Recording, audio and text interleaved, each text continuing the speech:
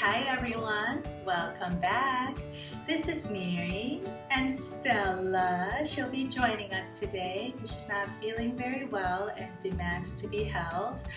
And today I'm really excited to share with you and continue along with part 2 of our burn video going over rehabilitation and intervention. Last week we went over burn classification, and if you haven't watched that video yet, I want to encourage you to do so because everything we're going to talk about today, and there's a lot, is going to make much better sense once you get a general overview of at least the basic skin anatomy as well as the ways in which each burn injury is classified. And all the images that you see here on the whiteboard for this video as well as the one before will be on my website at otmiri.com. So I'll put that link in the video description. Be sure to print it out so that you can take notes as you follow along. Okay, now I want to direct your attention to the whiteboard behind me and just quickly go over how I organize the content. I did my best to synthesize this in a way that would not be overwhelming for you guys, but it still ended up coming out to so much information. So we're going to take it slow, section by section, take as many breaks as you need, but I promise you, by the end of this video, you're going to feel much more confident on the topic of burns, or at least that's my hope. You let me know in the comments. You guys, I do read and appreciate every comment and feedback you guys leave me. In fact, it's what allows me to understand your needs, what you like, what you value, and it helps me and informs me on making my future videos that are valuable and helpful and meaningful for you. So I really do appreciate your feedback. But going back to the whiteboard, here on the top half of the board, what we have is phases of burn recovery, starting with the emergent phase, going on to acute, and then rehabilitation. And on the bottom half of the whiteboard, we have occupational therapy specific evaluation and intervention. We'll be spending a bulk of our time going over OT eval and intervention because we are OT practitioners, but I still wanted to go over the phases of recovery from the medical management perspective here on the top, because burn rehab occurs in a multidisciplinary team, and as a member of that team, in order for us to collaborate effectively, we need to understand what the patient is going through, what sort of medical care they're receiving, so that we can make the best clinical judgment about what that patient needs at that given time, at that moment in time. Okay? All right, so let's get started here with the emergent phase. So this is when a patient has incurred a very bad and serious burn injury. They get into the hospital and it's an emergency, 911. So when you think 911, what comes to mind? Survival. All the attention is directed towards reviving the patient and keeping that patient alive. So first thing, fluid resuscitation. Fluid resuscitation is important because at the time of a burn injury during inflammatory phase, the permeability of our blood vessels increases. And with an increase in the permeability of our blood vessels, our protein-rich intravascular fluid leaks out into the extravascular surrounding tissues. In other words, in English, there is a rapid and extensive loss of valuable fluid, and with that kind of loss of fluid, there may be reduced cardiac output, which may lead to shock. And so getting that patient on IV fluid immediately within the first 24 hours is of utmost importance. Now, this is a careful balancing act because as much as the patient needs all that fluid to replenish, our lymphatic system, which is typically very good at getting excess fluid, now then becomes overloaded with all this fluid and edema develops.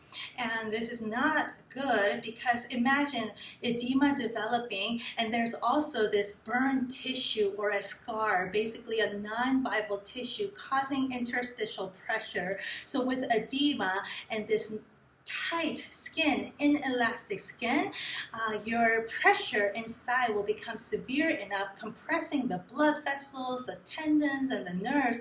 And that's where a sclerotomy becomes important, where you actually cut through that scar and relieve the pressure. And if the wound is deep enough, if the wound is deep enough, you'll actually have to go down to the muscle fascia, the fasciotomy, to relieve pressure. Okay, so fluid resuscitation, sclerotomy, these are some of the important things that you see happening during the emergent phase. Equally important is respiratory management, and that's because inhalation injury, whether by exposure to smoke or superheated air, is very common, and it can really increase the mortality in patients.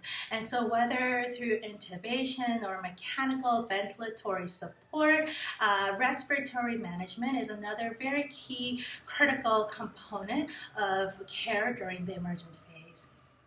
Now, for temperature control as well as infection control, which are also very important during this phase, we need to understand the function that the skin plays. For one, our skin acts as an important protector against environmental pathogen or bacteria. And so when we lose our skin, we also lose our ability to protect ourselves from these bacterial invasion. And so at the moment of injury, bacterial colonization or takeover happens. And bacterial infection, in fact, is one of the most common reasons and sources for sepsis.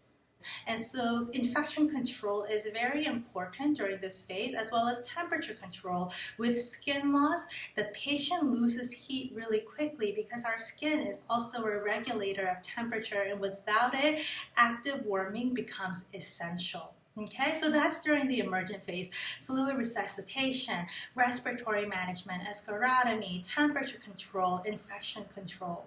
Now we move on to the acute phase, and this phase lasts until wound closure. And so a lot of what's happening in the emergent phase, like temperature control and infection control, will still be important. But during this phase, we're really managing the wound, whether we're doing that surgically or non-surgically. And for non-surgical intervention, these would be for superficial or partial thickness burns. As you might imagine, when a patient incurs a burn injury, the depth of the burn will not be exactly the same throughout the entire body. Some may have a full thickness burn, while other areas like the peripheral or the outer edges might be more superficial or at a partial thickness depth. And in that case, we would use a secondary intention, which basically means that you leave the wound open and do regular dressing changes and clean the wound, and it would pretty much heal on its own through either reepithelialization or granulation. But when you get to a full thickness or a subdermal burn, and we learned this in burn classification video, this is where your full dermis is now involved. We need to have surgical intervention, and so here on the top I wrote cut and cover because you need a skin graft. Now there are 3 different types of grafts that I want to talk about. The first one, xenograft. This is a processed pig skin. You have allograft, which is a processed human cadaver skin, and then you have autograft, which is a permanent dressing that is taken from your own body from an unburned donor site. Now, there are easy ways to remember this if you think about the root word. So for example, xenograft, the xeno comes from the word, the origin means it's foreign. So it means of different origin. So think of a word that starts with xeno, xenophobia. It's referring to people who are, it's referring to being afraid of someone of a different origin or being afraid of foreigners, right? Xenophobia. And how much more foreign can you get than a pig skin on your own skin? So xenograft is a processed pig skin, and autograft, which is a permanent dressing, is a your own skin. So think of autobiography or autograph when you sign your own name. And with allograft, which is the processed human cadaver skin, this is a little morbid, but I've always associated allograft with Allie, like your friend Allie who passed away and donated her skin. I don't know, it's morbid. I don't know how these associations come about, but they help me to remember. So xenograft and allograft, these are temporary skin graft dressings, and autograft is permanent. It's your own skin. It's less likely for graft rejection, so hence permanent. Okay, so that's the surgical intervention. And now these grafts can either be taken as a full thickness skin graft or a split thickness partial graft. Full thickness, as you can assume from understanding what a full thickness burn is taking the full epidermis and full thickness of the dermis layer, versus a split thickness skin graft is taking the epidermis and just part of the dermis layer. And I don't know why they don't call it a partial thickness skin graft, because it's a partial thickness. Is just to be consistent. This kind of stuff drives me crazy, but it's a split thickness skin graft.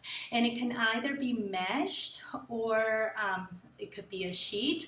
Meshed would be when you mesh and you expand it out to cover a wider area. So these aren't as great in the sense that they leave scars and they leave that diamond-like marks. It's usually in hidden areas that need wider coverage, like the front of your chest or your back, and the sheet that's taken as is typically for areas that are visible and small, like your hands or your face. Okay? So that's a little bit about surgical intervention. And finally, rehabilitation. I've just assigned a very small corner because we're going to talk about that with OT intervention. But basically, rehabilitation phase begins with a wound closure, and it's all about now maximizing function, scar management, making sure that we're continuing to reduce edema and getting them back to ADLs, meaningful occupation, work, return to work, and etc. Okay? All right. So now, OT evaluation. So whenever possible, it's important to do and complete an initial eval within the first 24 to 48 hours. Now that may not always be possible given the patient's condition, but if you can, it's good to visually assess and understand the depth of the burn, as well as the extent and the severity of the burn. Now, we learned how to assess the depth of the burn in our previous video. We do that by looking at the skin layers involved, right? Well, to assess the extent and the severity of the burn, we use what is called the rule of nines. You've probably heard that before, may have even seen a chart with all these percentages written on the body, but don't let those numbers scare you. It's actually quite simple and easy to use, and it's very commonly used because it's a quick and simple way to assess the extent of the burn. It's called the rule of nines because each body part basically is assigned a percentage that is in multiples of 9. So for example, the front and the back of your head is 9%. Each arm is 9%. So if you have both of your arms front and back burned, that would be 18% total. And your leg is much bigger than your arm, right? So each leg, it constitutes 18%. So both of your legs combined would be 36%. The front of your chest is 18%. The back is 18%. You put that together, that would be 36%. And your private area is 1%. If you take all those numbers together, that equals 100%. So when assessing the extent of the burn injury, you would basically look at what areas have that injury, and you would take the sum of that, and that would give you the percentage of the total body surface area burned. That is the rule of nines. Now, this is commonly used for adults, but when working with children, their body proportion doesn't exactly work out the same way, and so they use what is called the London-Browder chart.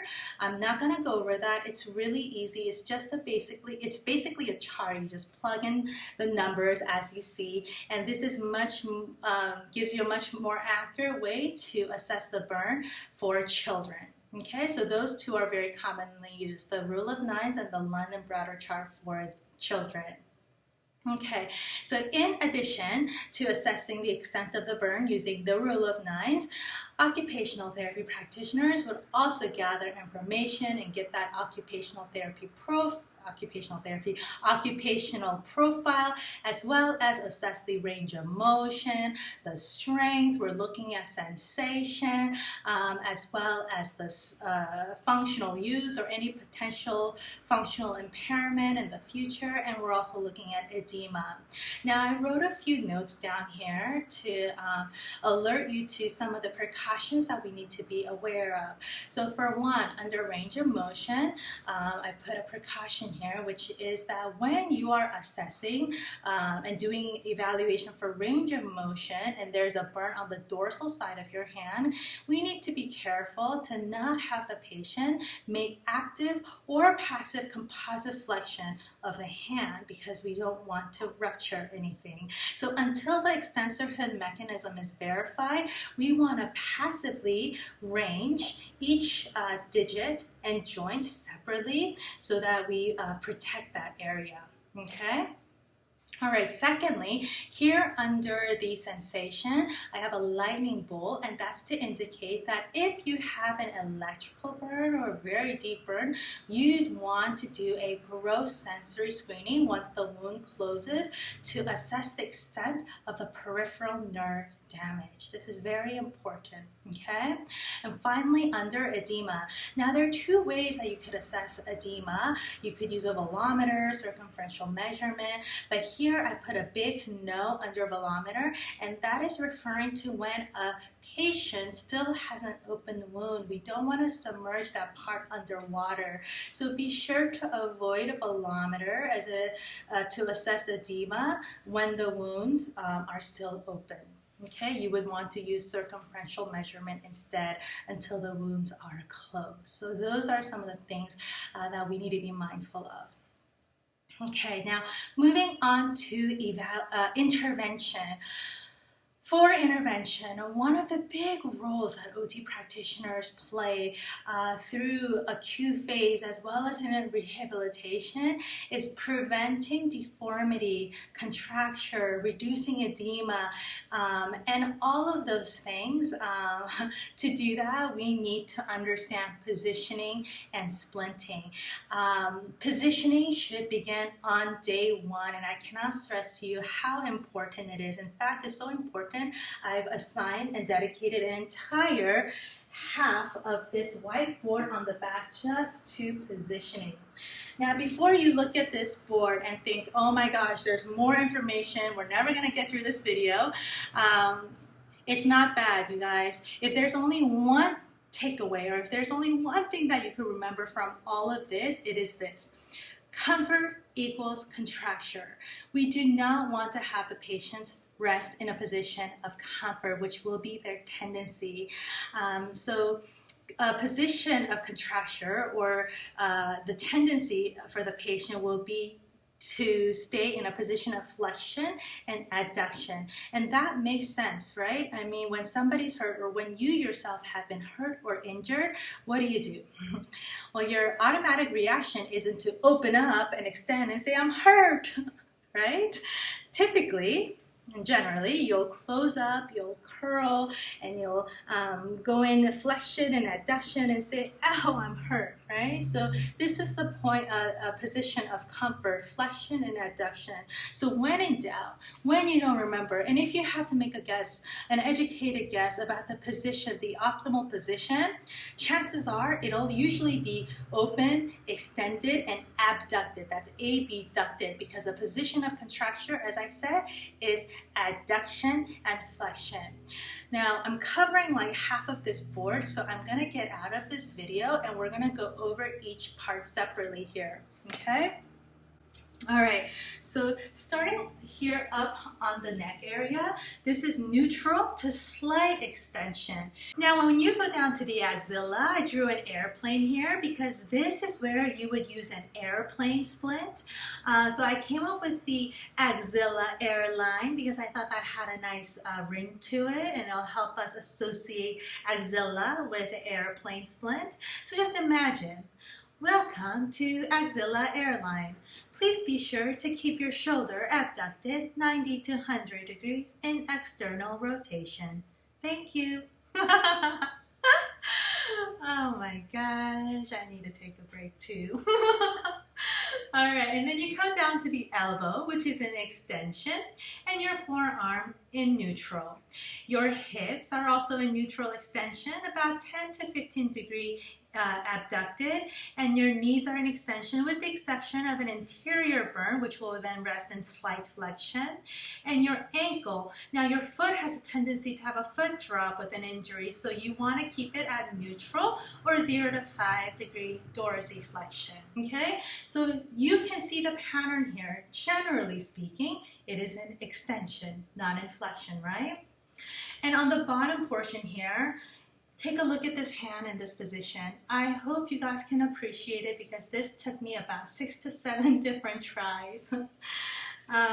This is the safe position, also referred to as intrinsic plus. Now, when you have a burn to the dorsum of your hand, there is a chance, likelihood, that it will develop into that claw hand. And so we want to position that hand with the wrist from 15 to 30 degree extension. Your MPs are in 50 to 70 degree flexion. In some sources, you may see it go up to even 90 degrees. Your IPs are in full extension and your thumb is abducted. And I underlined here a volar hand splint because you never want to put the splint on the surface of the hand that's burned. So if it's burned on the dorsal side, we're going to use a volar hand splint.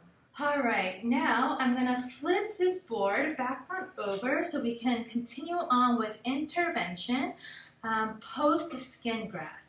So during this time, after skin graft, we entered immobilization period. And during this time, which is around 5 to 7 days, but it varies, so you have to speak with the physician to get that confirmation. But during this time, the priority is to protect that newly grafted area. So we're not doing any movement of that involved limb. We're not doing active range of motion, no functional use, no stretching. We are protecting it, we are splinting it, we are making sure that that area adheres. Okay, now once the skin graft adheres and we've passed the immobilization period, we can initiate movement. And one of the best ways to initiate movement while protecting that newly grafted area is to begin with gentle active range of motion. Now, if the patient's active range of motion is limited, you may do active assisted or passive range of motion, but if possible, active range of motion is the best to protect that newly grafted area. Okay, now speaking of passive range of motion, I just want to mention one thing real quick because this is important.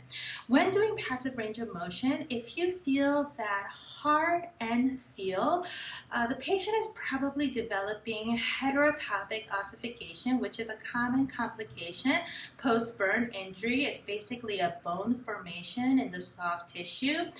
And if you suspect that, and if it is confirmed that it is indeed a heterotopic ossification, we want to have the patient do daily active range of motion within pain-free range, okay? Surgery may be necessary down the line if the patient's functional capacity is limited or compromised, but initially the best intervention is to get them to do daily active range of motion within pain-free range. Now, I don't want you to confuse heterotopic ossification with a contracture because it would require a different intervention approach. If you have a contracture, you would use serial casting or a dynamic splint to slowly stretch that out. But in the case with heterotopic ossification, you would have the client do active range of motion. Okay? All right, moving on. Where were we? Oh, exercise, so therapeutic exercises. So this is an important part of rehab, and it's what's going to allow the patient to maintain joint mobility, range of motion, strength, cardiopulmonary endurance, as well as reduce edema. And one of the things that I really want you to consider before doing any treatment session is to first do skin conditioning. And this is essential to protect the newly grafted area.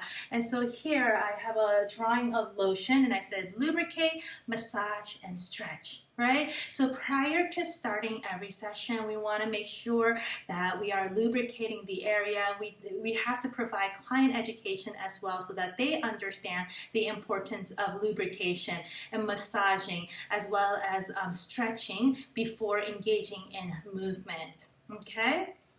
And also, if the burn has been in the lower extremity area, it is especially important to provide compression for vascular support before you get them to stand and begin walking. So elastic bandage or any compression therapy for that lower extremity will be an important consideration for patients who's had lower extremity burn injury. Also important to consider during this time is pain management.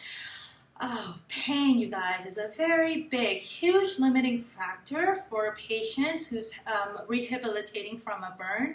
And so we want to provide a client-centered therapeutic session. And one of the ways we could do that is by incorporating relaxation techniques, using visual imagery, or even coordinating with the nurse ahead of time so that the patient can get some pain medication about 30 minutes before treatment. All of these things are important to consider to make sure that the treatment session is effective and therapeutic for the client. All right? Okay, what else am I missing here? Okay, I think I've covered most of everything. Finally, we're going to talk about scar management and edema, both of which require compression therapy. Now, I'm going to get out of the video here because, again, I'm covering half of the whiteboard, but it's important to begin compression therapy early, and there are a wide variety of dressings available. We're just going to go over a few, but as OT practitioners, we have to incorporate this into ADL training, so it's important to know what types are out there, how much pressure they apply, so that we're able to select ones that are appropriate and safe for our patients. Okay? Alright, so starting here at the top, we have some temporary garments and dressings that are really great for initial compression therapy, and they all need to be worn and kept on all the time except for when the patient is bathing or doing skincare or doing dressing changes after washing them. So having two would be important. Now, some of these include the elastic bandage and self-adherent elastic wraps, which are very commonly used. There's also the 3M Co-Band, which are good for smaller areas like our fingers and hands and feet. And there's also the isotoner style gloves that you can use. And also the tubular elastic support bandages, and right below that I put TED hose stockings. Now, I didn't have enough space here on the whiteboard, so this is abbreviated for thromboembolism deterrent hose. And it does basically what the name says it does. Thromboembolism, blood clot, deterrent, preventing, so preventing blood clot stockings. Okay? What else? There's also the good old spandex bicycle pants. These are really good too because they don't cause too much pressure or shear force on that newly healed skin. But all of these that I just mentioned are great for initiating compression therapy and will help to desensitize the skin and reduce edema, as well as prepare the skin for custom-made compression garments, which should ideally be fitted no later than 3 weeks after wound healing. Okay? So let's talk about those custom-made compression garments. One of the custom compression garments that are really great for scars is the Jobs compression garment. The custom compression garments are great because they provide gradient pressure, and similar to the temporary dressings, they should stay on all the time except for when bathing or doing skincare. Now, one of the important roles that we play as OT practitioners is to continuously assess the fit, the conformity, and make modifications so that the dressing is comfortable and that the pressure is evenly distributed. So oftentimes we'll use things like the inserts or conformers to enhance comfort and conformity, and these include silicone gel pads, there's the Autoform K, Celastic Elastomer, and many, many more. All right? And I think that's it. If I missed anything, I will put it in the notes along with the images that I put on the website. But I think I covered everything on the board. I should really start using notes because I can never tell. I am staring at that little tiny camera hole the entire time. This is how I make eye contact with you guys. And so sometimes I'm not really sure if I'm missing something or if I've left it out. But if I did, I'll be sure to add it as a footnote. All right? So that's it. Let's see, how long did that take? 30 minutes is actually not bad. I thought it would take over an hour, but I started picking it up really fast and I saw myself talking really quickly, and I think it's because I wanted to just finish the video. So it's time for me to take a break. It's time for you to take a break. You certainly deserve it. So until next time, be well, take care, and I'll see you guys again soon. Bye.